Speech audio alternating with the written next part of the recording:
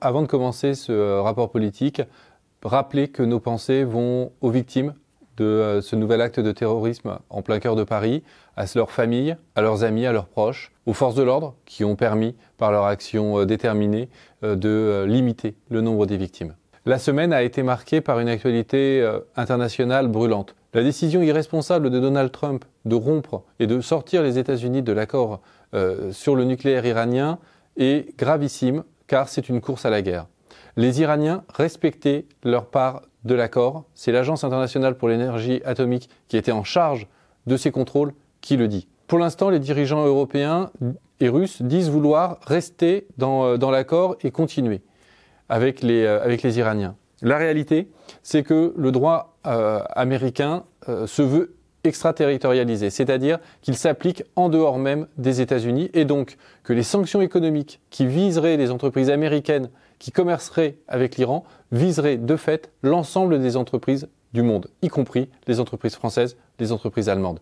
D'ailleurs, l'ambassadeur des États-Unis en Allemagne l'a bien dit dans un tweet, les entreprises allemandes doivent immédiatement cesser tout commerce avec l'Iran. C'est totalement inacceptable, c'est une violation, une fois de plus, du droit international. Les dirigeants européens doivent être fermes et réussir à contourner ces sanctions pour pouvoir maintenir cet accord sur le nucléaire iranien qui est une garantie de stabilité et de paix pour la région. Mais les décisions de Trump vont au-delà même de l'Iran. Sa décision de transférer l'ambassade des États-Unis de Tel Aviv à Jérusalem et donc de fait de reconnaître Jérusalem comme capitale d'Israël met le feu aux poudres. On le voit aujourd'hui, les manifestations pacifistes de Gazaouis sont réprimées par la force de l'armée israélienne. Ce sont, à l'heure à laquelle je parle, plusieurs dizaines de personnes qui sont mortes, qui ne sont pas manipulées par le Hamas, malgré ce que pourrait expliquer la propagande officielle israélienne, qui sont des Gazaouis qui souhaitent simplement faire respecter leurs droits après 10 ans de blocus, 80% de la population qui vit sous le seuil de pauvreté. Donc on a un monde qui marche à la guerre. La France doit plus que jamais retrouver son indépendance vis-à-vis de l'OTAN, vis-à-vis des États-Unis, pour pouvoir porter la voix de la paix, parce que nous avons aujourd'hui plus que jamais besoin de paix. Cette violence des rapports internationaux, on la retrouve au niveau national, avec la violence des actionnaires. Aujourd'hui, le rapport d'Oxfam vient de sortir. Sur les bénéfices, 5% vont aux salariés, 23% sont réinvestis dans l'économie et les 68 autres pourcents sont accaparés par les actionnaires. Des actionnaires qui n'ont eu pour seul mérite que d'investir de l'argent dans l'entreprise. Ce ne sont pas eux qui créent la richesse, car ce sont les travailleurs, et ils n'ont aucune utilité économique.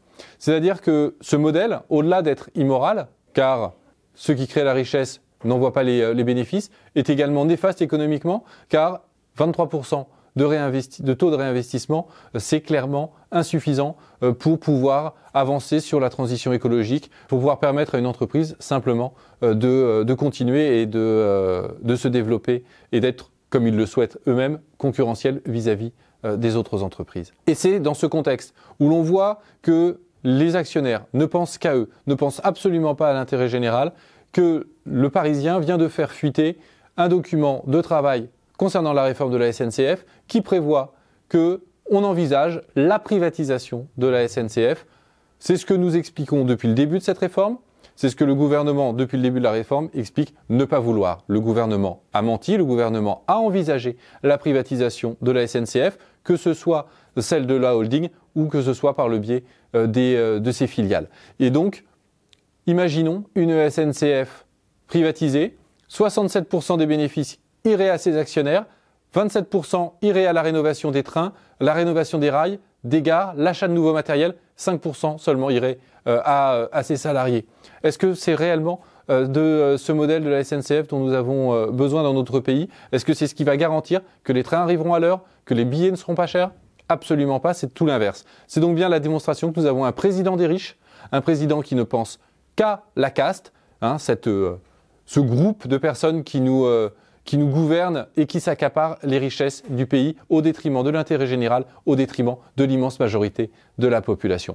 Et donc à ce gouvernement, et à ce président des riches, il faut dire stop. C'est ce que nous avons fait le 5 mai. Nous étions 160 000 personnes dans les rues de Paris, venues de toute la France, dire stop à Macron, stop à cette politique qui détruit la France, qui détruit notre modèle social, qui détruit l'égalité républicaine au nom d'une idéologie libérale dépassée, dogmatique, qui ne fonctionne nulle part ailleurs. Ce point d'étape du 5 a été très important parce que c'est un déclencheur. Il a déclenché le mouvement des marées populaires du 26. Ce mouvement qui rassemble des syndicats, des politiques, des citoyens, des associations, bref, un cadre unique, nouveau. C'est la première fois que des syndicats, des organisations politiques vont appeler ensemble, sur les mêmes mots d'ordre, à une même marche contre cette politique d'Emmanuel Macron.